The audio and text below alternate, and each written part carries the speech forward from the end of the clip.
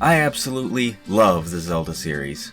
It is without a doubt my favorite video game franchise. So this past year I decided it was high time I play through the entire series in release order. And so I did. Thanks for watching.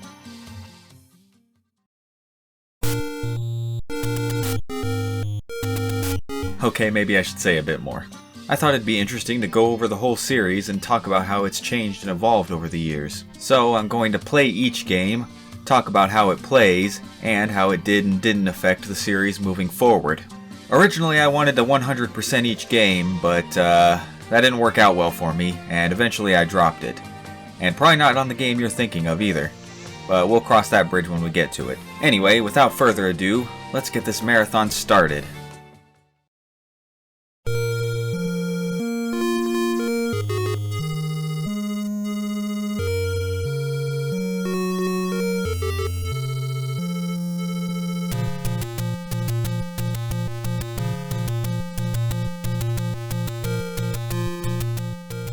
There's a nice simplicity to this original game. It establishes a lot of the basic bones of the franchise. You play as a pointy-eared little fella in a green tunic with a sword and shield, going around a fantasy world, fighting monsters, completing dungeons, and getting a bunch of MacGuffins to allow access to the final dungeon.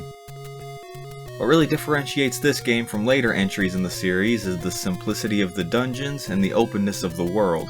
There's no distinct themes to each dungeon, not really many actual puzzles, and most of them don't go beyond bomb this wall or push this block. The challenge more comes from the navigation, as the maps don't give much info and the dungeons are very maze-like. With stairwells and bombable walls that are indistinguishable from normal ones, it's real easy to get lost in if you don't have a good memory. People often tout about how open the game is and how you can basically do it in any order you want. I don't really find that's the case though. While the overworld is pretty much fully open from the get-go, there's only 2 screens you can't reach without a specific item, the dungeons aren't quite as any order you want as many claim. For example, you need the raft from level 3 to access level 4, and you need the ladder from level 4 to properly beat almost every level after. There's nothing wrong with a little bit of linearity, of course, and I think people put too much stake in the openness of games nowadays.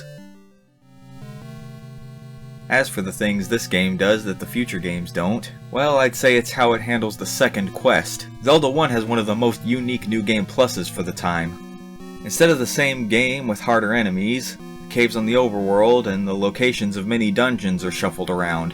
And more importantly, the dungeons themselves have entirely new layouts, filling them with harder monsters and even more confusing designs.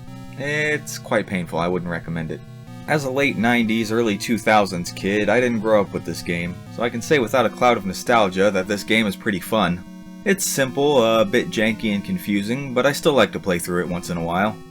I'd say if you like retro games and Zelda, it's definitely worth a play. But let's be real, you probably already have.